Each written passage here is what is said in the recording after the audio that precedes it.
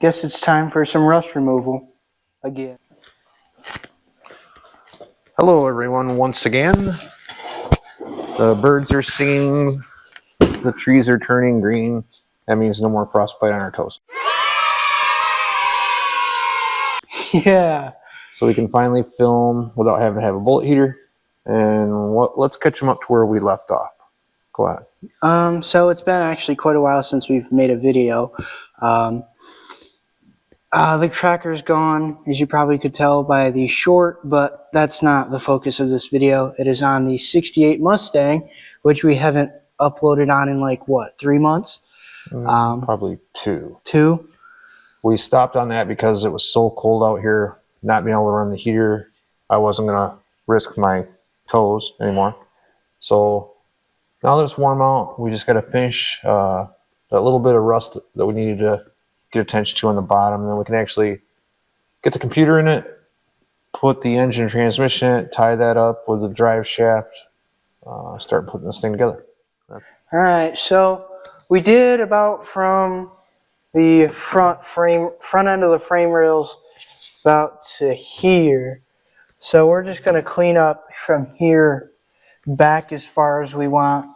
And then on the other side, there's a little bit of stuff we still have to take care of. And as you can probably tell, he is flaking that old undercoating off because it is old. Well, and it didn't stick very well. Like I said before, I think they just got flash rusted before they hit it. So we'll dust that off real quick and do some rust reformer. And then eventually we're going to coat the whole bottom with the frame with that stuff that we have. So we'll probably speed through this process so you don't have to sit here bored watching us grind away.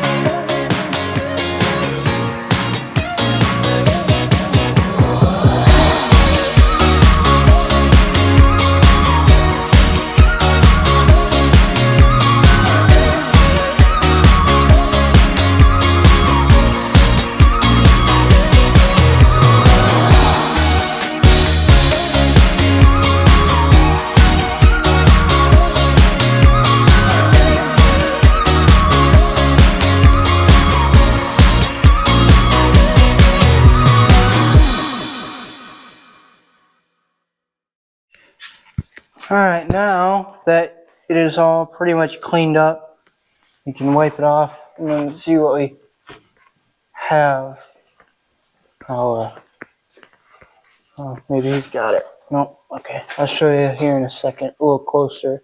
The rust restorer will grab any of the little rust we couldn't get it in the pits. Get you a little closer. So you can see we got 90% of the flake off of there. And then we're just going to rely on that rust restorer to do its job, and hopefully we'll hit one more spot here. Just noticed, but hopefully we'll be hitting in a second. What's the second? But I want to hit one more little spot. All right. This is the stuff here. We've used it in the past plenty, but noise alert. Yep, noise. Again.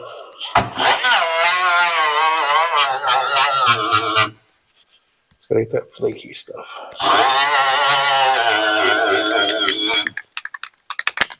Alright, that should do it.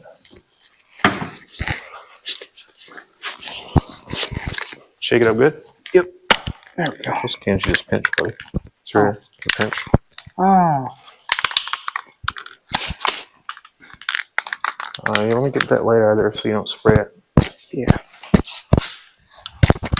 Just hold it behind you or something. I don't feel like getting. All right. So now we're gonna spray this stuff on here lightly.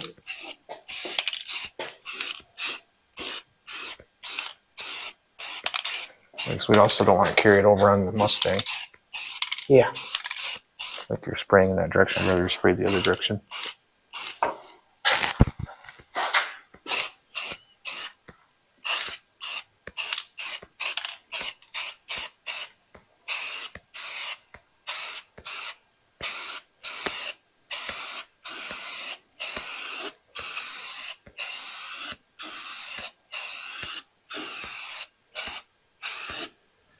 There.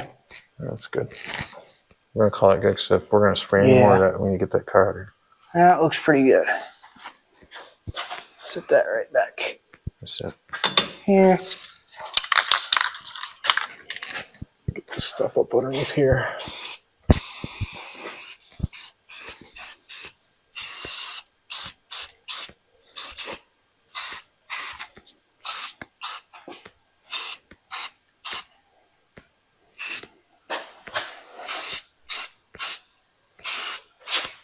Oops. It'll be hard to get to this later. Right, with that transmission in the way. Not looking for perfect because this car doesn't go out in the weather. But at least turn whatever surface rust we got going on here into some protectant.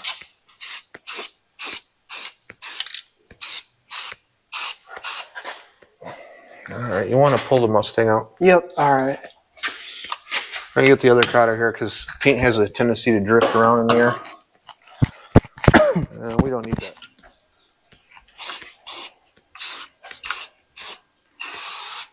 Alright, we're continuing to spray that stuff on there.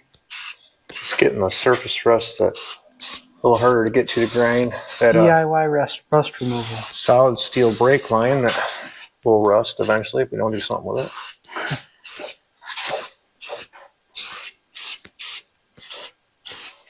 Like we said earlier, this car doesn't see outside when it's wet, so not real super concerned about more surface rust happening, but some days the car will be maxes and you'll say, damn, I wish we had done that when we had the chance. At least I think you will. I don't know, I'm not a big Mustang guy. Sure you are. You just don't know it yet. No, thank you.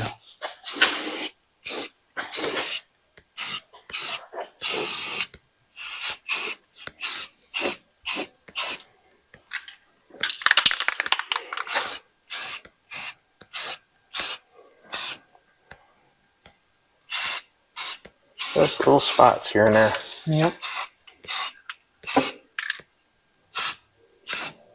Some of the next steps will be dropping this tank, replacing a pump,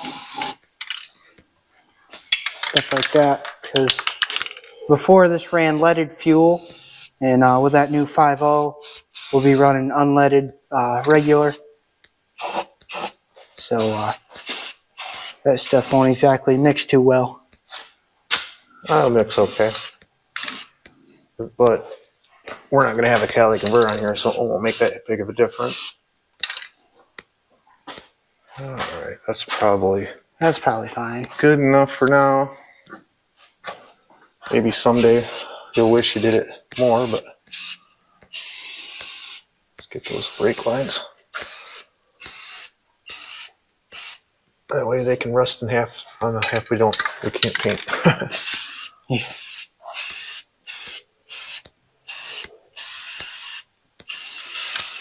Let's just show, right? Yep. Alright. We'll call that.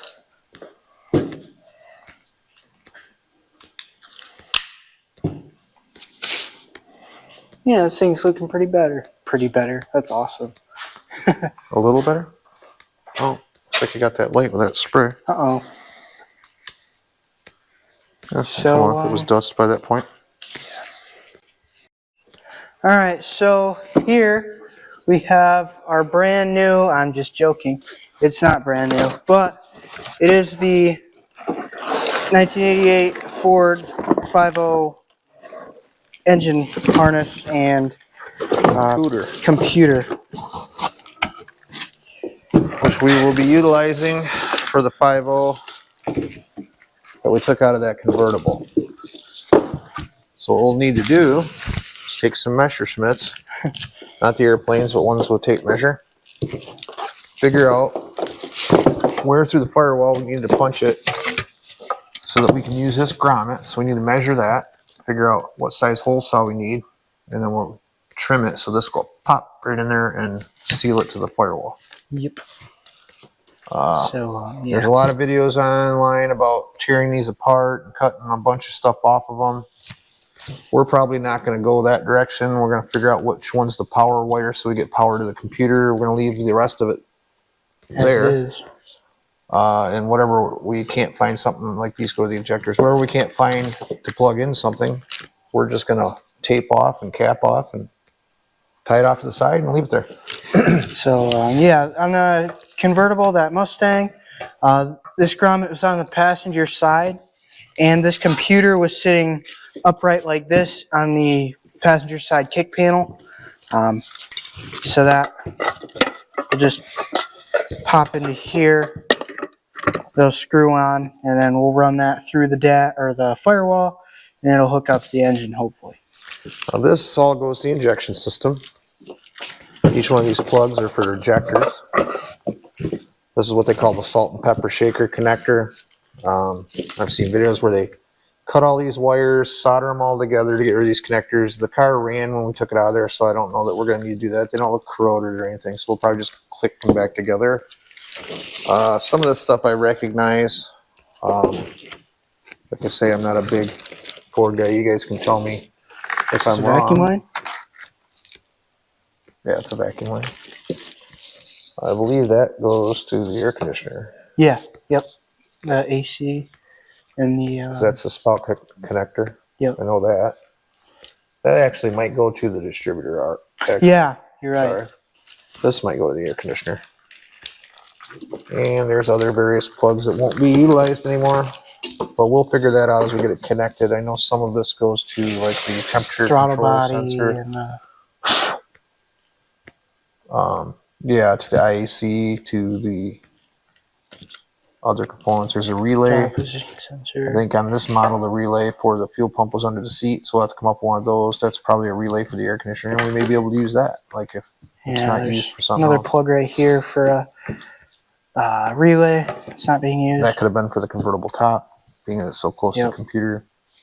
Because it came out convertible, there's going to be a couple extra relays than your regular 5.0 would have had, so we may be able to reutilize those to run. So we're going to have to put an electric fuel pump in the tank, and because there was no relays in this older car, Well, there's a couple.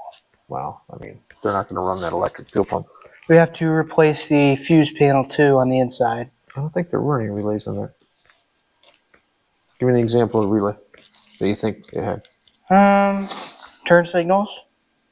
Brake lights? I'm talking about to run it. Oh. Well, yeah. Because Wipers. it had a mechanical fuel pump. Maybe the wipers. It had a mechanical little foot pedal for the washer Yeah. that you press and it squeezed fluid. Other out of than the that, windshield. yeah, this Starter wasn't. relay maybe, Yeah, true. which would have been the sewing line. Yep. So really, we're going about to have it. to utilize whatever ones we can find, and we're going to end up purchasing a relay board fuse panel, because the one in here only had like 4 fuses. Yeah. There wasn't a lot to these older cars, so to get this new modern, semi-modern, I mean there's much more modern engines now, but modern to this car engine working, it'll be all this, And the engine trans. and a lot of this not being utilized. But once we have it working, fired up, we're going to probably put new injectors in the motors, because the old injectors were pretty tough to get out of that intake. Possibly a new IAC, possibly a new EGR valve, probably a new thermostat for the temperature sensor. Yep. And the air temperature sensor, we'll probably have to replace that one, figure out which connections go to it. Which we have an example in the other convertible, so we'll be able to figure out which plugs go to where. Yep. So I know that just touching this thing was like this. So one thing we'll probably do is take all this wire loom off section at a time. Yep. Rewrap it just like we did in the convertible. Well, we'll take these pieces over to that nice parts cleaner over there and wash all this filthy stuff off of it, put it back on, and do another section until we get through it. Rewrap this with new electrical tape. So that when we're working on it, we're not smudging up everything, because I hate that. Dirt. Yeah, I mean, if we're going to do it, I don't want it to be disgusting. Mm-hmm. Since we've put all new gaskets in that engine, it shouldn't be doing this anymore. Right. But if it is, that'll suck. It'll be your mom's problem at that time. Yep. Any questions? I'm just kidding. All right, that'll probably do it for this portion of the video today. But we wanted to let you know that we're getting started on it again. So hopefully we will have some content rolling out here quickly. And Max seems to think we'll have this done in a week. If we...